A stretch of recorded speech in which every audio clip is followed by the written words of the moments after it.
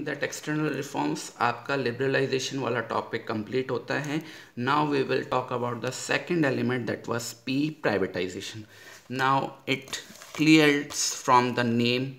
Privatisation का सीधा सा मतलब है कि प्राइवेट एंटरप्राइजेस को इम्पॉर्टेंट रोल देना. IPR 1956 में आपने पढ़ लिया था कि गवर्नमेंट ने सोशल जस्टिस को ध्यान में रखते हुए पब्लिक सेक्टर को मेन में रोल में रखा और प्राइवेट सेक्टर को सेकेंडरी रोल में रखा था और उसके ऊपर बहुत सारी बंदिशें और लिमिटेशंस रख दी थी. अब प्राइवेटाइजेशन का मतलब है कि हमने गवर्नमेंट ने धीरे धीरे शुरू ये किया कि अब प्राइवेट सेक्टर को मेन इम्पॉर्टेंट रोल दिया जाएगा और पब्लिक सेक्टर को पीछे रखा जाएगा. तो प्राइवेटाइजेशन को बढ़ावा देने के लिए गवर्नमेंट ने दो काम किए. पहला, आउटराइट सेल. आउटराइट सेल का मतलब है कि अगर कोई पब्लिक सेक्टर एंटरप्राइज है या पब्लिक सेक्टर यूनिट है, उसको पूरा का पूरा प्राइवेट सेक्टर को बेच देना. आउटराइट सेल का मतलब होता है किसी भी गवर्नमेंट एंटरप्राइज का या फिर पब्लिक सेक्टर यूनिट को पूरा का पूरा प्राइवेट सेक्टर को बेच देना. और दूसरा तरीका होता है जिसमें अगर कोई जॉइंट सेक्टर यूनिट चल रही है जिसमें गवर्नमेंट सेक्टर भी चल रहा है और जिसमें पब्लिक सेक्टर का भी पब्लिक सेक्टर और प्राइवेट सेक्टर दोनों मिलके काम कर रहे हैं, तो पब्लिक सेक्टर का उसमें से शेयर हटा देना या उसको प्राइवेट सेक्टर को सौंप देना. ऐसा आपने PPP कंसेप्ट में पढ़ा है, पब्लिक प्राइवेट पार्टनरशिप में पढ़ा है, जॉइंट वेंचर में पढ़ा है.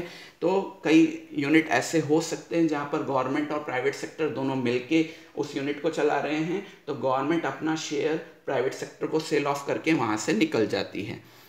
इसके लिए एक बहुत इम्पॉर्टेंट टॉपिक का नाम आता है जिसको हम बोलते हैं डिसइन्वेस्टमेंट. डिसइन्वेस्टमेंट का मतलब, डिसइन्वेस्टमेंट जो है वो प्राइवेटाइजेशन का ही एक कॉमन टूल होता है.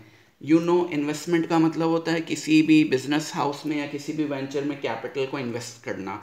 डिसइन्वेस्टमेंट का मतलब होता है वहाँ से अपनी कैपिटल को हटा लेना. तो डिसइन्वेस्टमेंट के थ्रू गवर्नमेंट अपनी शेयर कैपिटल किसी भी PSU में, डिसइन्वेस्टमेंट के थ्रू गवर्नमेंट किसी भी PSU में अपनी शेयर कैपिटल या अपने शेयर को प्राइवेट इन्वेस्टर को बेच देती है.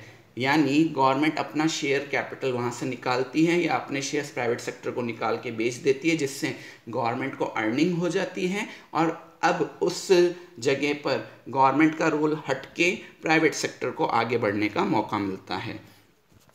इसके पीछे दो रीज़न होते हैं. We all know that private sector में decision making power private investors के हाथ में होती है. क्विक डिसीजंस होते हैं, प्रॉफिट अर्निंग के हिसाब से वो ज़्यादा रिस्पॉन्सिबल होते हैं.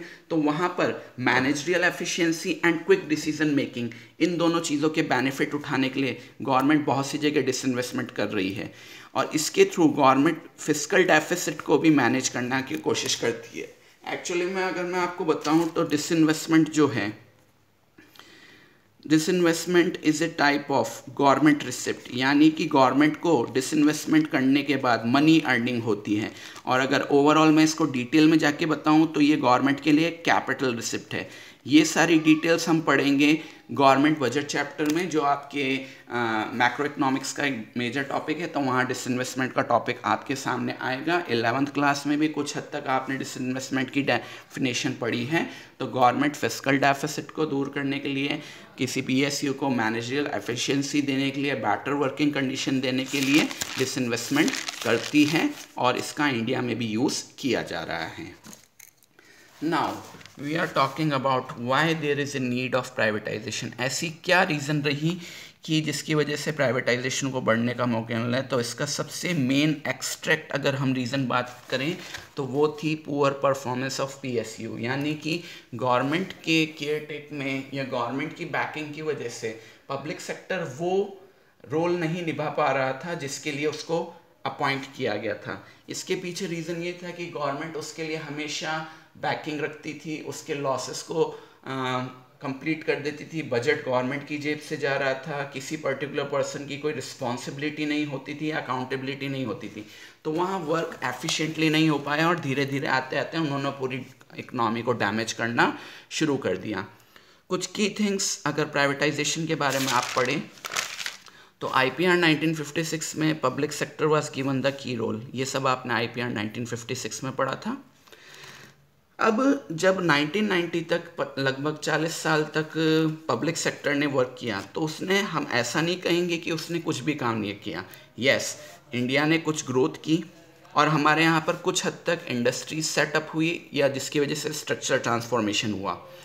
But due to many of the points which we earlier discussed, lack of responsibility, lack of initiative, lack of accountability, इन सब वजहों से धीरे धीरे PSUs वर्किंग को भूलते गए और उनके लॉसेस बढ़ते गए। उनमें लीकेज की प्रॉब्लम आने लगी, पिलफ्रेज की प्रॉब्लम आने लगी, इनएफिशिएंसी, करप्शन, ये सारे इश्यूज बहुत सामने आने लगे। यानी PSUs में वर्क की जगह इनएफिशिएंट वर्क होने लगा। वहाँ पर गवर्नमेंट के जो इन्वेस्टमेंट्स हो रखे थे या मनी इन्वेस्टेड था, that was not giving up to that return जितना कि एक्सपेक्ट किया जा रहा था। एंड 1991 तक आते आते गवर्नमेंट ने अब डिसाइड कर लिया कि अब हमें जब हम LPG पॉलिसीज़ की तरफ जा ही रहे हैं तो इनको सुधारने के लिए हमें ऑब्वियस है कि हमें इसको प्राइवेट सेक्टर को हैंड ऑफ कर देना चाहिए, हैंड ओवर कर देना चाहिए। क्योंकि एक सीधी सी बात है, प्राइवेट सेक्टर में क्योंकि रिस्पॉन्सिबिलिटी होती है, कैपिटल रिस्क वगैरह होती है, तो इन वजहों से पर्सन एफिशिएंटली वर्क करता है। और एक चीज़ और है कि प्राइवेट सेक्टर में अगर कोई लॉस मेकिंग यूनिट होती है तो उसको हमेशा कैरी फॉरवर्ड नहीं किया जाता। पर्सन बिजनेस को ख़त्म करके नए बिजनेस की तरफ चले जाता है। तो इन्हीं बातों को ध्यान में रखते हुए गवर्नमेंट प्राइवेटाइजेशन की तरफ आई। अब यहाँ पर कुछ मैंने कैटेगरीज दिए, some of the categories I have given which were given to PSUs यानी पब्लिक सेक्टर यूनिट्स को ही दिए गए। ऐसी यूनिट्स जो अच्छा परफॉर्म कर रही थी, जो प्रॉफिट अर्निंग यूनिट्स थी, उनको एक अलग स्टेटस देने के लिए गवर्नमेंट ने उनको अलग अलग कैटेगरीज में डाला। इनमें सबसे पहली थी नवरत्नस। नवरत्नस जैसा कि नाम से शो हो रहा है, नव यानी 9, तो गवर्नमेंट ने कुछ कंपनीज को नवरत्न टैग दिया। यहाँ पर मैंने उन कंपनीज के नाम लिखे हैं, IOC, BPCL, ONGC, SAIL and 5 more are there. तो इन कंपनीज को शुरुआत में नवरत्न टैग दिया। अब नवरत्न टैग मिलने से क्या होता था कि इनकी एक मार्केट में गुडविल या रेपुटेशन बन जाती थी, जिससे अदर यूनिट्स को भी मोटिवेशन मिलता था कि अगर हम अच्छा परफॉर्म करेंगे तो गवर्नमेंट भी हमें कुछ टाइटल्स ऑफ़र करेगी और कहीं ना कहीं कुछ एक्स्ट्रा बेनिफिट ऑफ़र करेगी। शुरुआत में केवल 9 कंपनीज को ही नवरत्न रखा गया था, बट धीरे धीरे इसको बढ़ाकर एक टाइम तक 16 इंडस्ट्रीज़ को नवरत्न टैग दे दिया गया। यानी 16 कंपनीज ऐसी रख दी गई जिनको नवरत्न टैग दिया गया। और नवरत्न टैग का सीधा सा मतलब है एक एप्रिसिएशन। जैसे कि आप कुछ अच्छा परफॉर्म कर लेते हैं तो मार्केट में या आपकी क्लास में भी आपको एक अच्छे टैग से नाम जाता है। कोई सिंगर अच्छा है तो उसको किसी अच्छे सिंगर के नाम से जाना जाता है। तो ऐसे ही एक गवर्नमेंट ने प्रैक्टिस शुरू की जिससे कि प्रॉफिट अर्निंग कंपनीज को थोड़ा अच्छा मार्केट में रेपुटेशन मिले। इसके अलावा गवर्नमेंट ने PSUs को एक और टैग देना शुरू किया जिसको हम बोलते हैं महारत्न। रिमेंबर, ये नवरत्न, महारत्न और इसके बाद में मिनी रत्न समझाऊंगा। तो ये सब PSU यानी पब्लिक सेक्टर यूनिट्स को ही ऑफर किए गए थे, प्राइवेट सेक्टर यूनिट्स को नहीं। तो नवरत्न के अलावा महारत्न एक टैग लिया गया जो कि 2009 में शुरू हुआ था। अब हुआ क्या, शुरुआत में कुछ कंपनीज को जिनको हमने नवरत्न टैग दिया था उनको ट्रांसफ़र करके हमने उनका टाइटल महारत्न में चेंज कर दिया। जैसे आप देख सकते हैं यहाँ पर आपको NTPC का नाम पहले नवरत्न में मिला था, महारत्न में मिल गया। फिर हमको ONGC का नाम जो पहले नवरत्न में था वो महारत्न में रखा गया। मतलब शुरुआत में नवरत्न टैग दिया गया था और बाद में उसको बदल के महारत्न कैटेगरी में डाल दिया गया। और ये चीज़ मैंने यहाँ पर भी कहा है, it means some companies over earlier in Navratna were move to Maharatna. तो ये भी एक तरीके का टैग है। इसके अलावा गवर्नमेंट ने कुछ और इंडस्ट्रीज़ को मोटिवेट करने के लिए एक और टैग यूज़ किया, मिनी रत्न। तो मिनी रत्न का भी कुल मिलाकर मतलब यही है कि कहीं ना कहीं जो एफिशिएंसी या अच्छी प्रॉफिटेबिलिटी या अच्छी वर्किंग शो कर रहे हैं तो उनको एक मार्केट में अलग स्टेटस या गुडविल प्रोवाइड कराने के लिए गवर्नमेंट ने अलग अलग टैग्स रखे हैं। नवरत्न था, महारत्न था, mini Ratna.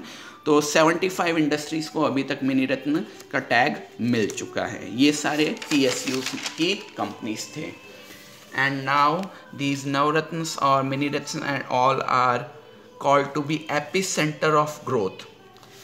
Epicentre of growth का मतलब है कि कहीं ना कहीं ग्रोथ प्रोसीजर में इनका बहुत इंपॉर्टेंट रोल है और ये इंडस्ट्रियलाइजेशन के सोर्स हैं, एम्प्लॉयमेंट के सोर्स हैं और इनकी वजह से इंफ्रास्ट्रक्चर में भी स्ट्रक्चरल ट्रांसफॉर्मेशन देखने को मिल रहा है।